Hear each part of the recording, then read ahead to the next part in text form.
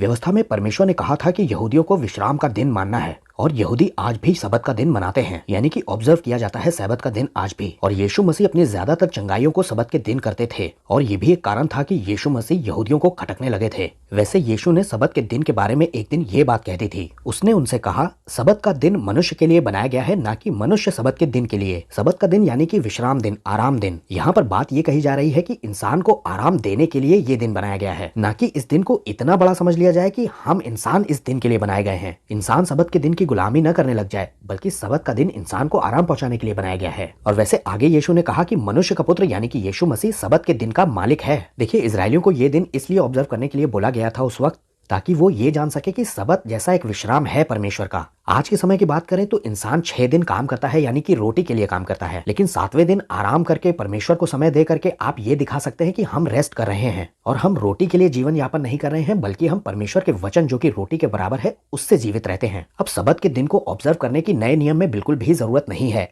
लेकिन कलीसिया में भी यहूदी टीचिंग्स ने पांव पसारने शुरू कर दिए हैं। इसके चलते कई विश्वासियों को यह सिखाया जा रहा है कि यहूदियों का ये सबत का दिन हमें भी मनाना बहुत जरूरी है। मैं आपको एक एग्जांपल देता हूं। मान लीजिए कि सैटरडे के दिन को आप बड़े विश्राम के मूड में हैं, आप कहीं नहीं जा रहे हैं, कुछ नहीं कर रहे हैं, एकदम से आपको खबर मिलती है कि आपके किसी परिवार के जन का एक्सीडेंट हो गया। अब आप तो सबत का दिन ऑब्जर्व कर रहे हैं, आप तो बाहर जाएंगे नहीं। अब उस व्यक्ति को पड़े रहने दीजिए, मरने दीजिए उसे।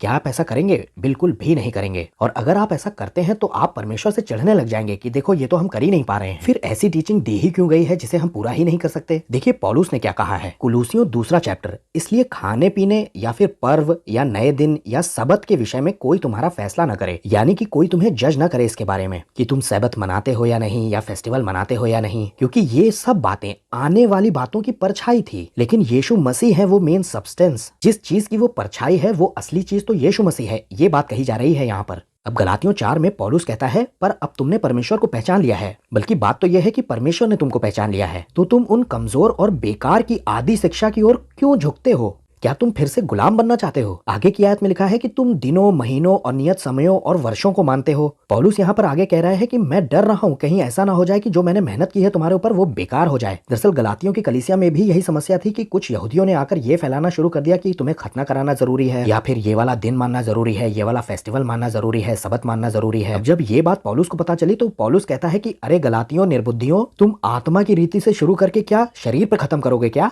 देखिए, सबत का मालिक यीशु मसीह अब आ चुका है और उसने व्यवस्था को पूरा भी कर दिया है। अब कलीसिया को सिर्फ एक काम दिया गया है और वो ये है कि यीशु मसीह के सुसमाचार को प्रचार करें, और उसमें ये चीज भी शामिल है कि गलत डॉक्ट्रिन में जाने से लोगों को बचाएं। वैसे यीशु ने ये भी कहा था कि मेरा पिता अब तक काम करता है, इसलिए मैं भी काम करता हूँ। दरअसल आदम ने पाप करके परमेश्वर के रेस्ट को तोड़ दिया है, इसलिए अगर यीशु काम कर रहे हैं तो हम भी कर सकते हैं। यीशु मसीह सबत का मालिक है और हम सबत के मालिक से प्रेम करें, न कि सबत के दिन से, जो कि सिर्फ यीशु की परछाई मात्र था।